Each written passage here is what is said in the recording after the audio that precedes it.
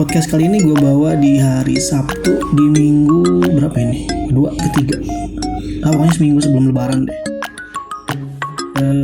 Selamat menunaikan ibadah puasa bagi yang menunaikannya. Telat banget ya. Dan selamat datang di Teza Live Podcast.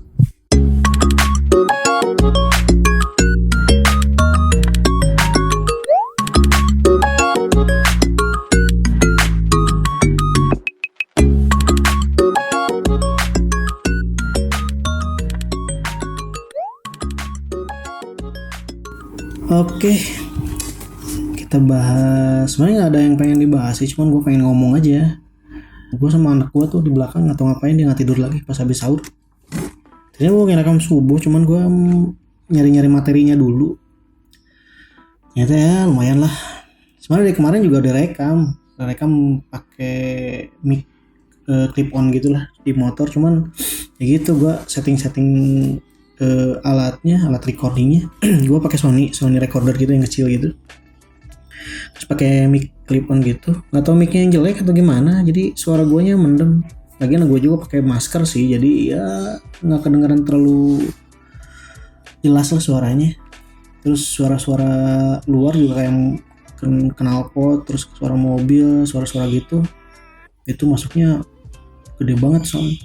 Kalau angin udah bisa ke itu sih, udah bisa diminimalisir lah suaranya. Cuman yang lain gue belum bisa ngaturnya. Mungkin nantilah kalau ada waktu. Udah kemarin materinya lumayan loh. Gue bahas sambil jalan. Lebih enak juga sih sebenarnya bahas-bahas gitu sambil di jalan, karena mungkin lihat gambarnya nggak statik gitu. Yang gue lihat tuh nggak statik gitu. Biasanya kan depan PC ya bisa sih sambil buka-buka net, nyari-nyari materi gitu.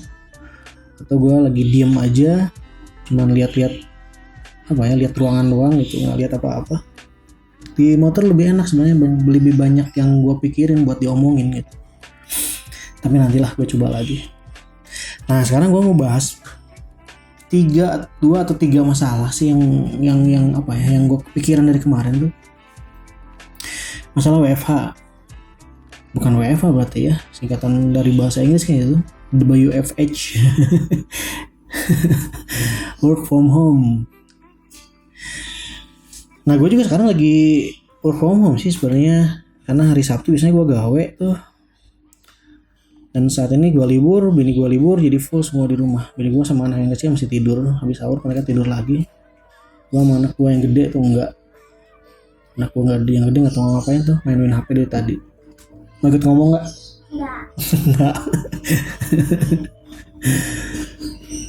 Nah gue pengen bahas sedikit tentang work from home nih.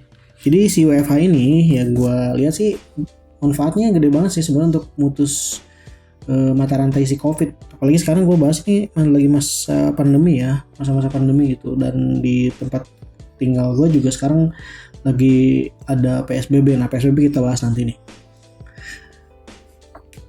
Jadi di tengah-tengah pandemi si corona ini, si virus COVID ini, itu WFH sangat menurut gue sih sangat efektif sih, supaya orang nggak terlalu banyak keluar gitu. Sekarang gini, kalau di Cianjur mungkin masih zona kuning, zona hijau, zona kuning ya. Tapi kalau di kota-kota besar kayak Jakarta, Bandung, terus dengan mobilitas masyarakatnya yang banyak kayak gitu, ya penyebaran COVID bisa aja lebih cepat dibanding di tempat gue tinggal di Cianjur. Ya gue tinggal di salah satu kabupaten terbesar kedua setelah Sukabumi, yaitu Cianjur di Jawa Barat. Kebalik ya, salah satu kabupaten terbesar kedua di Jawa Barat setelah Sukabumi, ya harusnya gitu. Diulang lagi.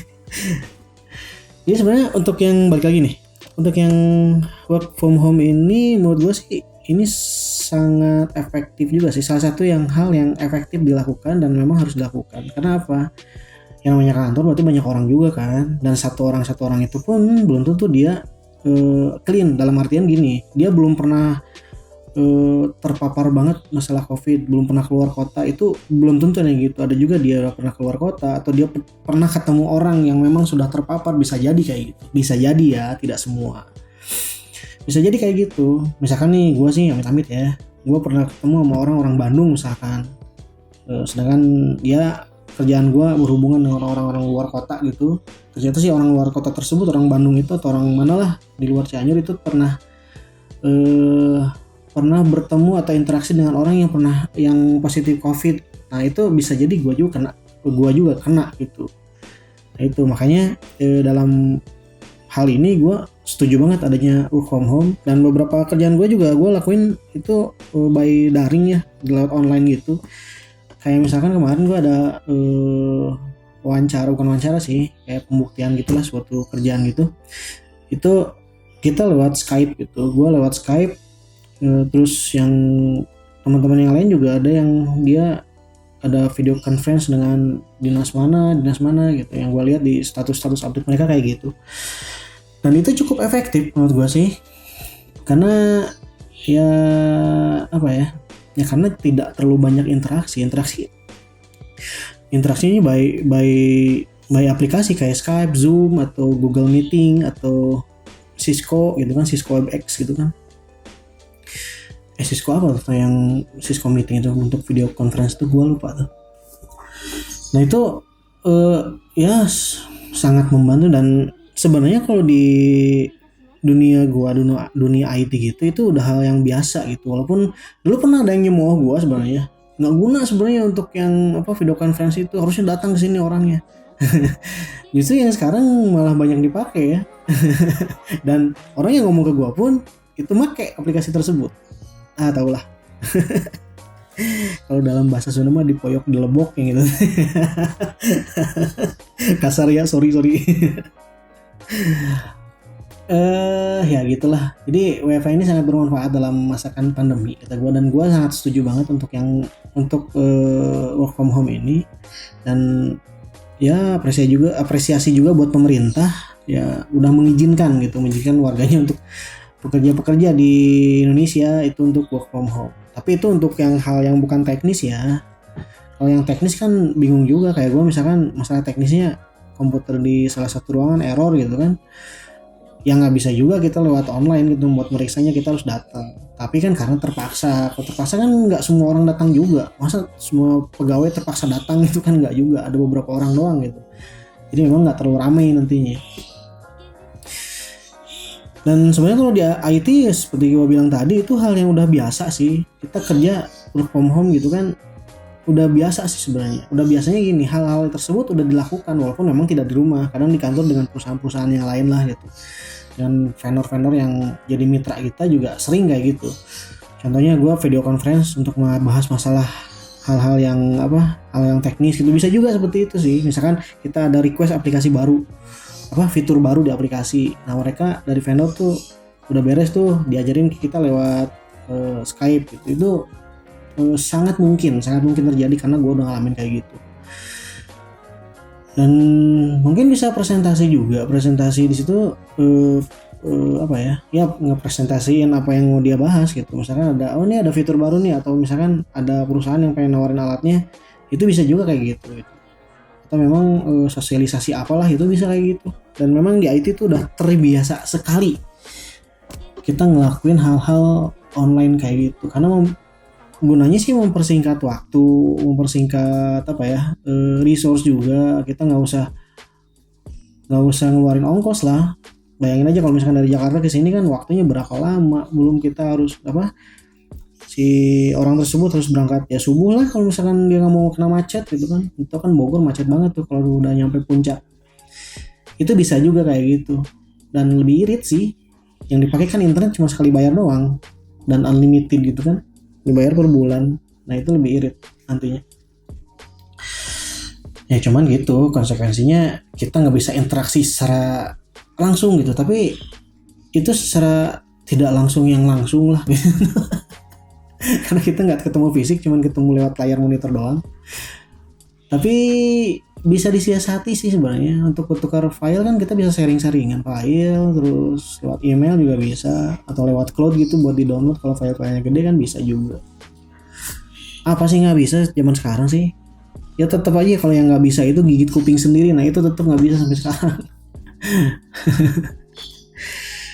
Dan gua rasa sih WiFi itu bikin santai juga ya. Santainya gini, gua di rumah nih karena memang lagi pandemi gini kan.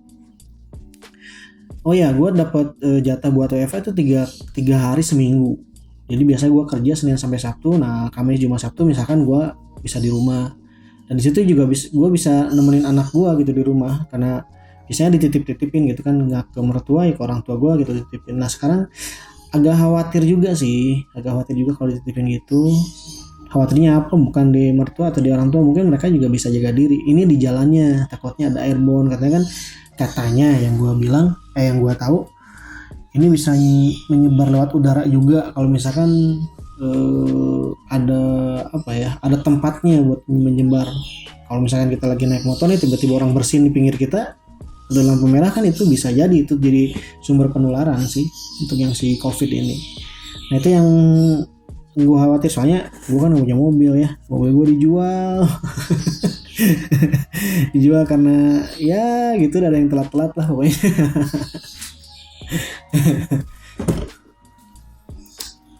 Ya seperti itulah pokoknya.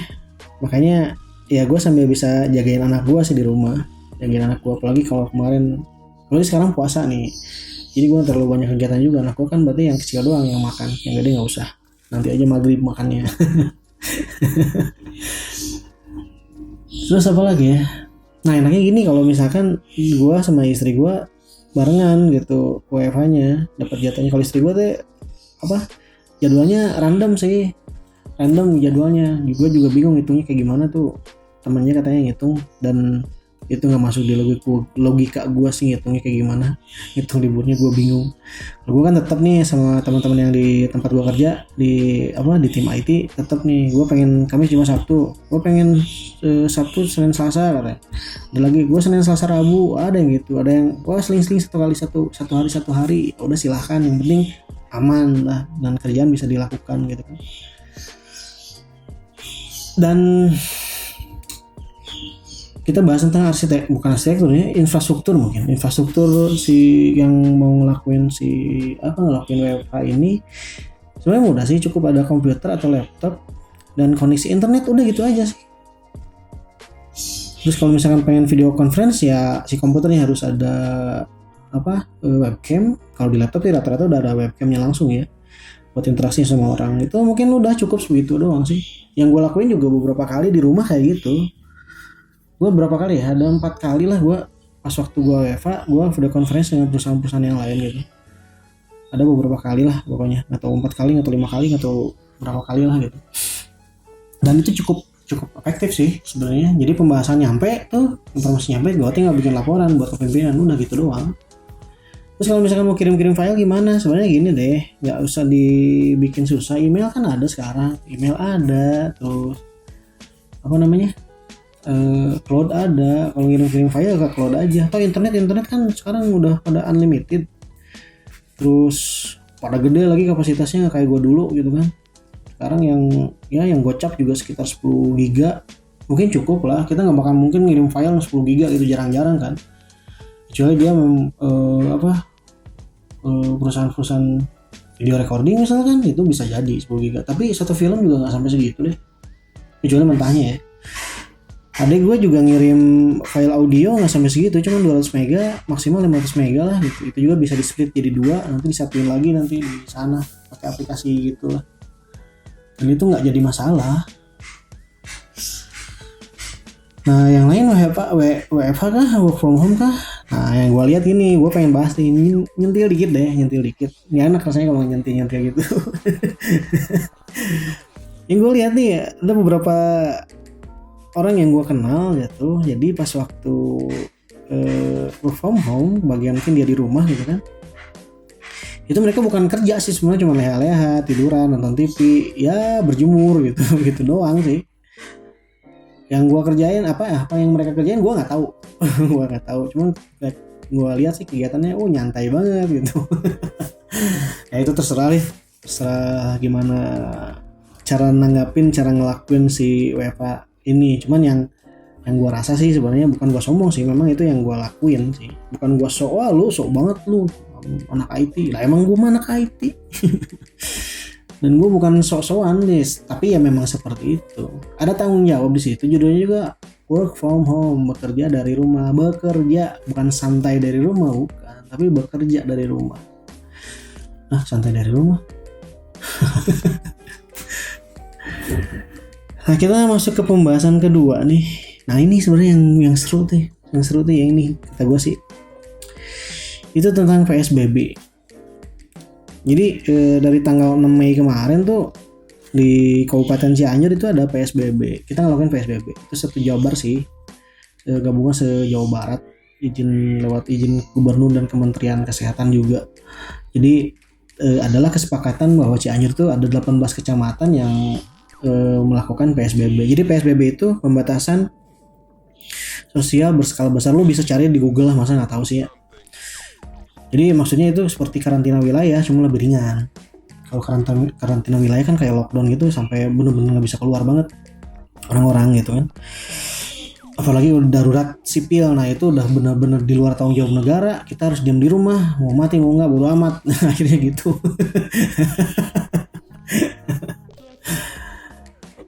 Nah jadi PSBB itu ya gitulah. Jadi hal yang lebih ringan dari karantina wilayah sebenarnya. Jadi ya kita masih dibolehkan untuk ada berkegiatan di luar yang sangat penting itu garis bawahi ya, garis bawahi dia di bold terus di italic gitu, di garis di cetak miring, sangat penting, boleh keluar. Kalau nggak penting-penting amat ya udah di rumah aja gitu.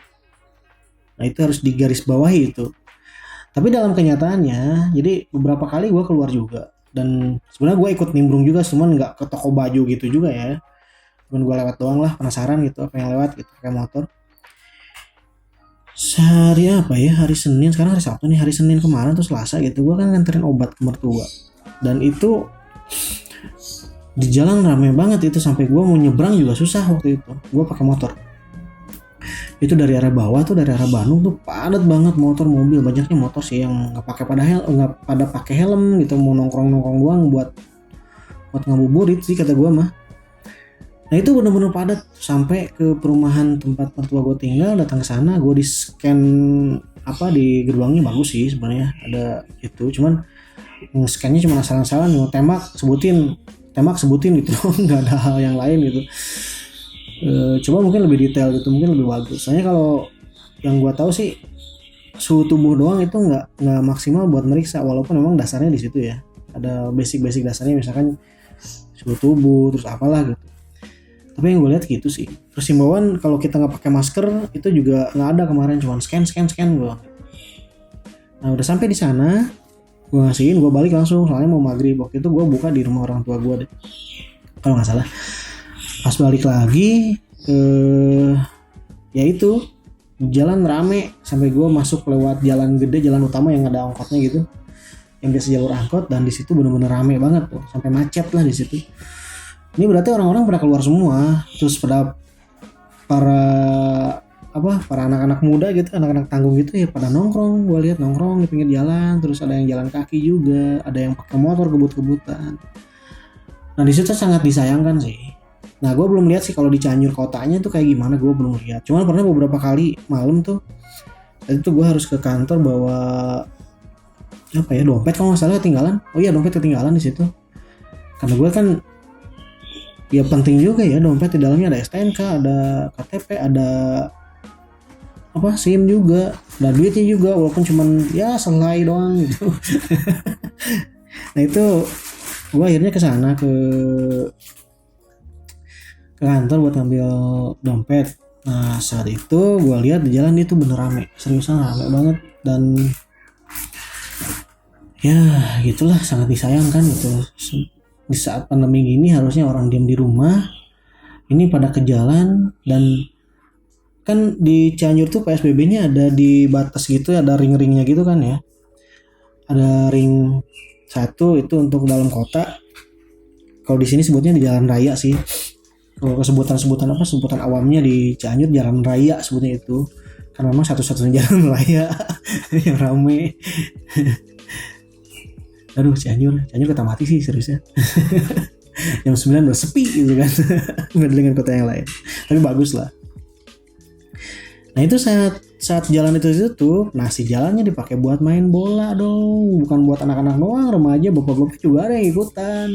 Ya kenapa juga ditutup kalau misalkan rame, tetap rame di jalan. Ya gitulah pokoknya.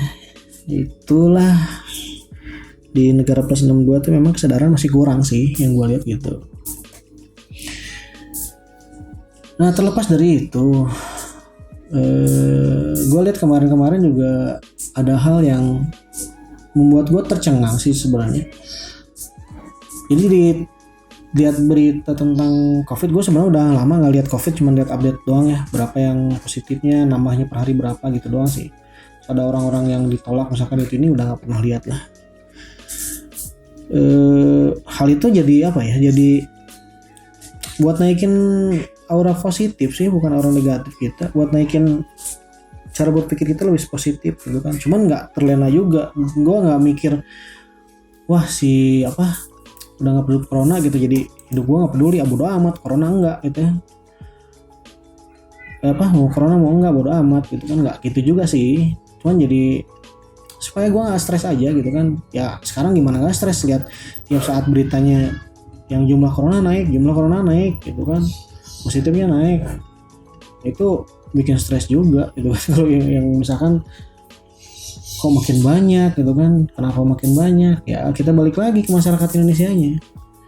Dan yang bikin gue tercengang tuh di hari Rabu kemarin tanggal 13 Mei, Rabu ya 13 Mei itu gue lupa, itu ada peningkatan orang yang positif COVID-19 itu sekitar 689, itu rekor tertinggi loh di antara hal-hal yang lain. Dan itu setelah dilakukan proses dan prosedur tes COVID gitu kan. Nah yang gue jadi yang gue jadi pertanyakan tuh, sebelum dia tes dia pernah kemana dulu? Tuh sebelum tes itu, sebelum tes tersebut, dan setelah tes itu dia kemana lagi gitu kan? Karena tes COVID ini nggak keluar dalam saat itu juga, nggak bisa kayak gitu. Yang kalau rapid test oke, cuman rapid test tidak menentukan, yang gue tahu sih kayak gitu. Nanti harus ada PCR lah atau swab test gitu kan, yang nanti bisa keluar hasilnya dalam beberapa hari itu, bahkan 1 minggu mungkin 2 minggu, gue nggak tahu persisnya berapa. Nah sebelum itu dinyatakan positif orang-orang tersebut, mereka kemana aja? Apakah melakukan karantina mandiri atau enggak? Nah itu yang jadi gue mikir, wah ini kalau misalkan dia beredar pasti banyak yang lain. Soalnya gini deh, kalau nggak salah gue pernah bahas deh ya. Jadi misalkan gue nih amit-amit banget. Gue hari Rabu itu berpapasan dengan gue terpapar dari orang yang positif corona, positif COVID di hari Rabu itu. Atau gue ngobrol sama teman gue yang akhirnya gue bisa tertular di hari Rabu, misalkan seperti itu. Sekarang hari Sabtu nih, gejala gue belum keluar. Biasanya gejalanya 2 minggu. Gejalanya 2 minggu baru keluar. Masa inkubasi si coronavirus ini 2 minggu yang gue tahu gitu. Nah, gue yang udah terpapar di hari Rabu ini udah bisa menularkan ke orang-orang yang gue temuin, yang memang nggak jaga jarak, terus memang nggak menggunakan prosedur kesehatan kayak gimana gitu, prosedur COVID, penanganan COVID-nya gitu, mencegah COVID-nya kayak gimana. Itu bisa jadi kena. Apalagi misalkan anak gua, bini gua di rumah gitu kan, yang ya kita nggak jauh-jauhan sih di rumah gitu kan. Masa semeter gitu harus physical distancing di rumah kan, nggak juga.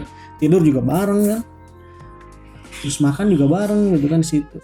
Nah itu bisa jadi itu kena juga. Nah gua nggak tahu kan kalau misalkan kena ke istri gua interaksi dengan teman-temannya di kantor atau teman-teman yang lain, itu bisa nularin juga. Nah temannya ntar interaksi dengan orang rumahnya, itu bisa kena juga. Terus nyebar sampai akhirnya dunia api menyerang. Nah itu sampai segede itu penularannya kayak gitu nggak sesederhana yang dipikirkan. Justru ini lebih ribet, yang bikin orang jadi panik sebenarnya. Itu jadi panik. Terus kemarin juga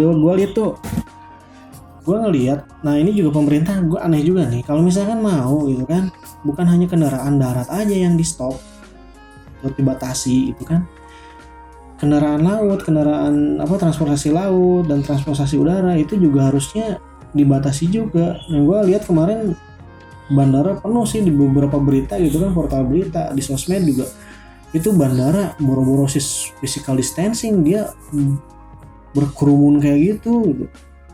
Terus ada juga kemarin tuh kayak McD Sarina kan tutup tuh. Itu pas waktu kayak acara perpisahan atau apa ya. Itu malamnya itu ramai banget itu, dan itu dianggap wajar oleh polisi, sedangkan banyak orang yang pengen ke masjid juga dibatasi gitu. Itu gue jadi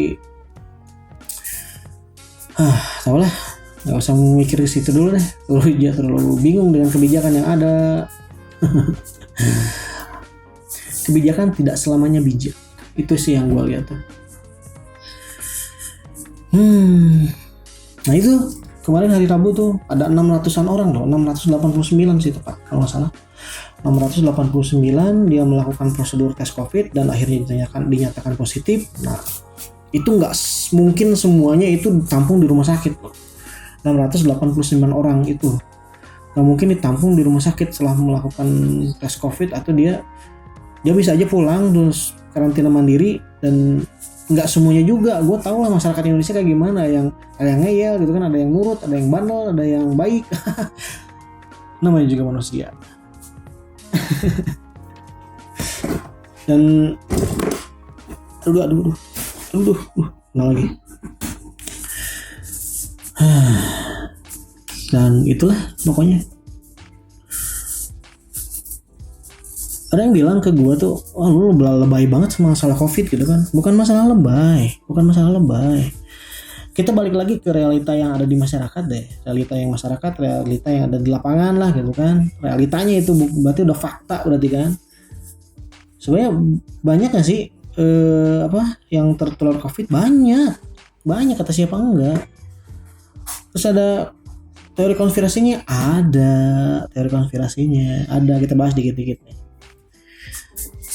Menurut yang gue tahu, yang gue dengar teori-teori konspirasinya, itu ada juga yang memang segelintir orang memanfaatkan hal ini untuk bisnis mereka. Itu bisa jadi teori konspirasi. Contohnya gini, orang bikin virusnya nih, terus dia disebarkan, nah dia bikin vaksinnya juga buat dibeli. Nggak mungkin dong vaksinnya ntar gratis, bikin virusnya udah gratis, vaksinnya harus bayar. Bisa jadi kayak gitu. Itu juga hal yang lumrah sebenarnya. Belum lagi kan banyak orang berpendapat, orang-orang yang percaya dengan teori konspirasi, banyak yang berpendapat itu orang-orang yang hidup saat ini, masyarakat yang hidup saat ini udah 7 miliar orang, itu udah kelebihan tempat, makanya ada depopulasi. Itu bisa jadi kayak gitu. Depopulasi itu bukan hanya dari virus aja ya, dari KB juga sama gitu kan. Dari KB juga depopulasi, soalnya supaya menghambat pertumbuhan orang. Ya dilihat juga dari negaranya juga. Kalau misalkan negaranya mampu buat ngurus orang banyak, kenapa enggak? Tapi kalau misalkan negaranya nggak mampu, ya itu bisa jadi kiamat buat negara tersebut. Contohnya di kita lah istilahnya gitu. Atau misalkan di India tuh, gue lihat di India pemukiman kumuh, dan tapi mungkin mereka ada kasta gitu sih ya, di kepercayaan mereka ada kasta gitu.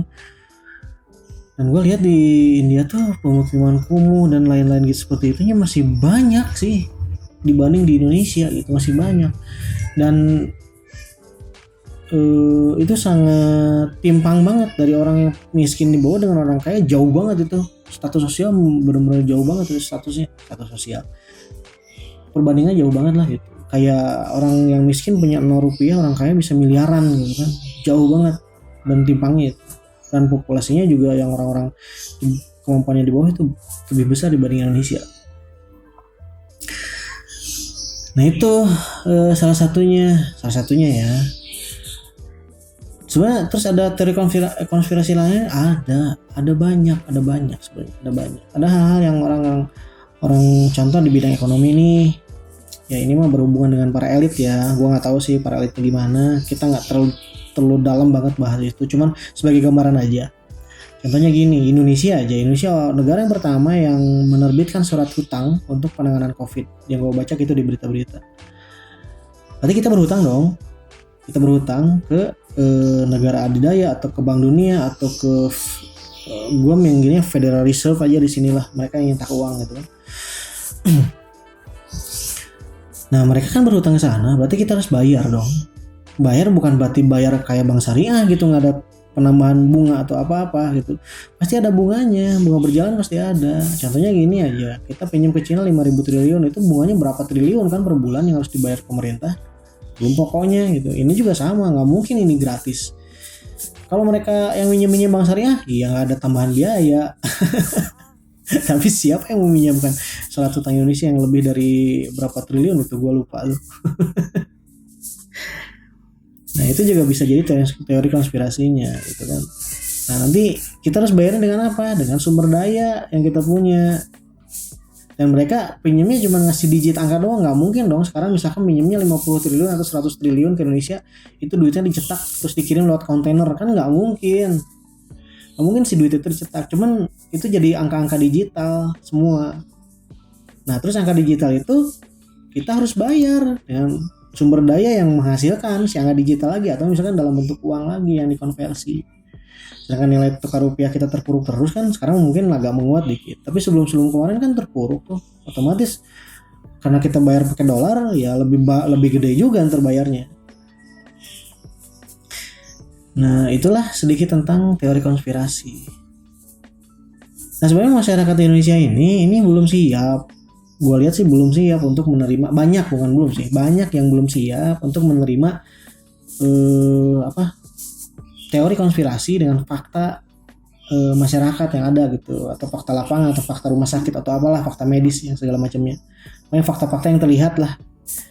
Ini belum siap karena apa? Di saat kita contoh gini lah, gue pernah ngasih edukasi gitu ke teman-teman yang lain, ke pedagang, terus ke tukang makanan gitu, ke tukang ayam goreng waktu itu. Dan dia nggak pakai masker ya, gue bilang gitu, bilangin ya pakai masker lah kalau bisa gitu kan. Nah mereka tuh belum siapnya gini, saat kita dibilangin masalah teori konspirasinya malah anggap enteng. Itu mah berarti ngada-ngada gitu, itu mah berarti nggak ada. Gue percaya udah nggak ada apa-apa gitu kan. Ya nggak gitu juga, lihat faktanya gitu. Dalam hal ini kan gue kerja di suatu rumah sakit, dan gue pegang data, dan itu pasien-pasiennya ada, walaupun gue nggak tahu bertambah atau enggak, gue belum ngecek, tapi pasiennya tapi pasiennya ada gitu, ada di situ, dan perharinya mungkin ada sih, tapi gue nggak merhatiin sih ya, karena datanya di close. Nanti kita bahas tentang keterbukaan data dah. Maafkan itu. Jadi banyak ya sebenarnya yang datang dan pergi.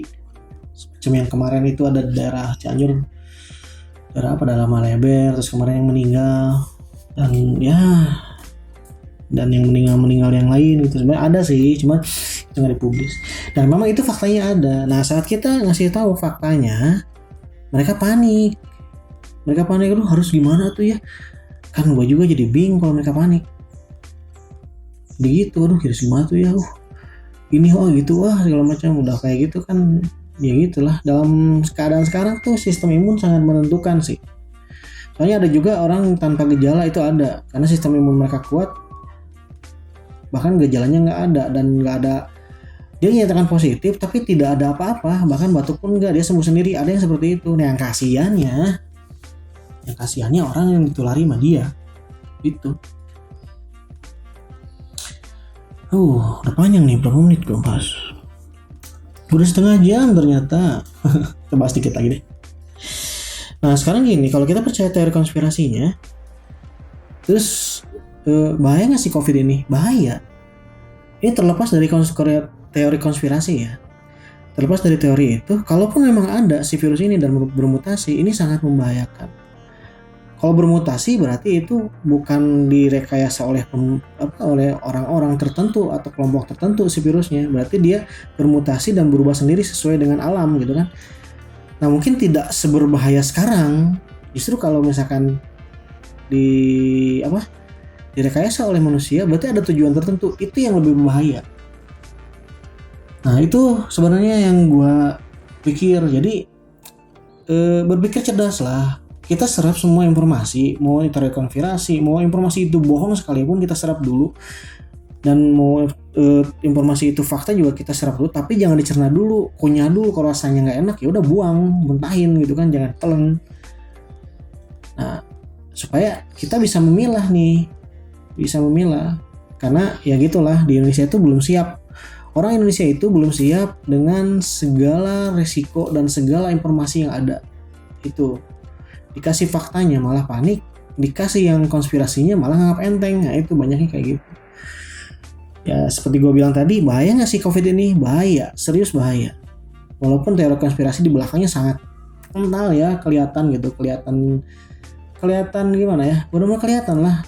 Coba buka channel-channel kayak ya konspirator gitulah, kayak channel konspirasi teori mungkin di Instagram, atau mungkin ada channel Bosman Mardigu tuh, coba dengerin deh, itu lebih netral. Ada yang lebih teori yang lebih spesifik itu ke flat earth, yang komunitas flat earth yang udah menyadari ini dari awal, itu lebih detail lagi. Tapi itu jangan dijadikan acuan, tetap jadikan informasi.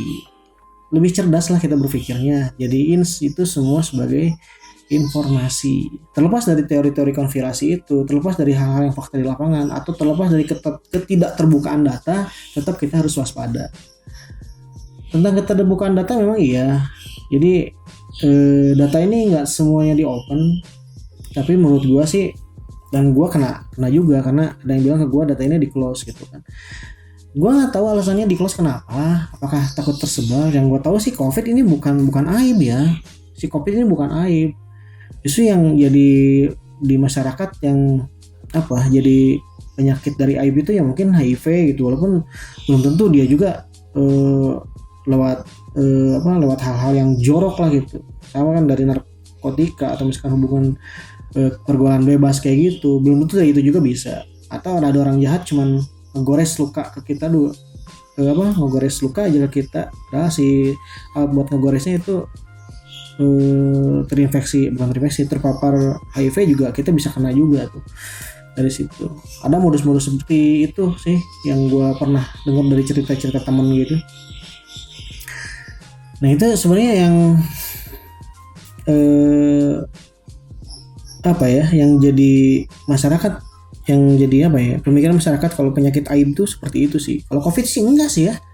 Tahu orang gejala juga kayak batuk, pilek gitu kan, demam. Aibnya di mana gitu? Mereka bukan aib sih, takut tertular aja. Cuman kan nggak gitu juga. Cuman memang ini lebih cepat sih. Kalau kita nggak jaga diri, itu lebih cepat penularannya. Bisa-bisa cuman 3 minggu, 2 minggu, 3 minggu, 4 minggu, atau sebulan bisa die. Kalau kita nggak waspada. Kayaknya kita harus tetap waspada, berpikir positif selalu. Jangan mengeluh, jangan berpikir negatif, itu karena bisa menurunkan imun tubuh katanya gitu. Kata para ahli ya. Gua mah itu udah cuman orang-orang yang cuman bisa benerin komputer doang gitu, cuman bisa ngetik doang, suruh benerin AC, suruh benerin listrik. Suruh benerin kulkas, kadang dispenser. Ya gitulah. Oh satu lagi nih, gue bahas dikit, cuma berapa menit. Tahu Bill Gates kan? Lo pasti tahu lah. Masa nggak tahu tentang Bill Gates tuh, yang pernah jadi orang yang pernah jadi orang terkaya di dunia. Salah satunya Bill Gates. Dia jadi jualan software dong. Sekarang dia jualan vaksin. Ada teori konspirasi mengatakan bahwa keterlibatan Bill Gates dalam hal ini tuh sangat besar gitu kan. Sedangkan dia kan sekarang jadi donatur terbesar untuk WHO karena Amerika mencabut donasinya gitu. Trump itu mencabut donasi ke WHO. Sekarang jadi Bill Gates yang berdonasi, yang jadi donatur terbesar di sana. Kenapa harus Bill Gates gitu? Nah ini itu yang gue jadi pertanyaan. Gimana ngomongnya ya? Soalnya gini, yang pernah gue share tuh di status WA gue, Bill Gates itu pernah bilang di tahun 2015 atau 2017 bakal ada virus pandemi. Dia menggambarkan si virus bentuknya kayak gimana, dan sekarang itu gembar-gembornya virusnya bentuknya kayak gitu. Berarti dia udah tahu dong. Atau dari mana dia tahu? Kalau misalkan dari mana dia, terus bagaimana dia nggak tahu kalau waktu itu ngomongin kayak gitu? Apakah dia seorang peramal? Kan nggak juga. Dia udah tahu, dan perencanaan si pandemi yang sekarang terjadi mungkin bisa jadi direncanakan dari awal gitu sama kelompok tertentu, orang-orang tertentu. Ini kita ngomongin teori konspirasinya ya. Faktanya gue nggak tahu. Kita suzon dulu aja deh, nggak tahu husnudonnya faktanya kayak gimana tuh nggak tahu.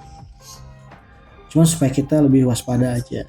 Nah sekarang gini, si Bill Gates itu, kenapa sih Bill Gates bisa jadi orang terbesar donasi ke sana? Karena dia punya uangnya hasil penjualan si Windows, si produk-produk Microsoft gitu, Windows, Surface, Office dan lain-lain sebagainya.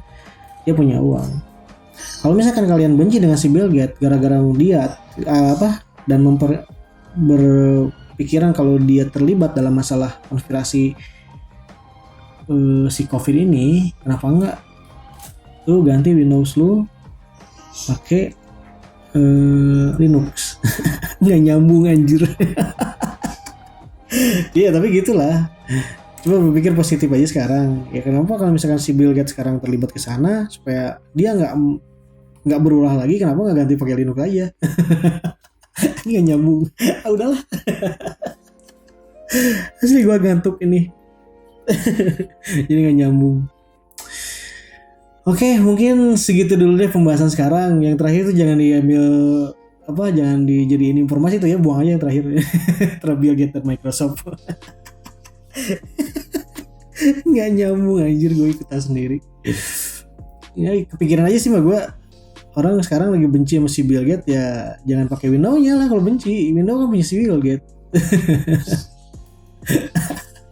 Aduh. Ya mungkin segitu dulu deh. Selamat menunaikan ibadah puasa bagi yang menjalankan, dan selamat Idul Fitri. Seminggu lagi Lebaran nih. Ingat saran pemerintah. Sekarang nurut dulu deh pemerintah. Mau lu oposisi mau enggak, oposisi mau sayap kanan sayap kiri, ikut dulu saran pemerintah yang baik-baiknya aja. Kecuali kebijakan-kebijakan yang aneh ya jangan terutin lah. Sebenarnya sekarang jangan mudik dulu, kasihan orang tua atau tempat-tempat keluarga lu di kampung halaman, ntar lu bawa virus lagi. Sesehat-sehatnya lu belum tentu lu sehat beneran gitu kan. Jangan bawa dulu, nanti kalau misalkan nularin emang nggak ditanya di akhirat lu udah bikin orang tertular COVID dan meninggal apalagi gitu kan. Nah itu jadi bahan pemikiran lah gitu. Gue lihat soalnya yang mudik-mudik sekarang tuh si mobilnya diangkut ke truk atau di towing, si orang-orang yang mau mudiknya itu ada di dalam si mobil tersebut yang di towing kan. Gila banget. Terus ada juga truk yang direkayasa atasnya barang, nah di bawahnya itu pakai papan itu ditahan orang-orang tuh pada duduk di situ kan. Gila banget anjir, sampai segitunya gitu. Cobalah ikut dulu saran pemerintah, jangan mudik dulu. Sesehat-sehatnya lu nggak sepenuhnya sehat, bahkan lu bisa jadi penular gitu, jadi pembawa atau jadi carrier buat orang-orang nanti di keluarga lu di kampung halaman gitu. Oke, segitu dulu dari gua. Seperti yang gue bilangin lagi deh, selamat Idul Fitri 1441. Pas seminggu lagi Lebaran, gue belum tentu bikin podcast lagi deket ke situ. Sekian dulu dari gue. That's all.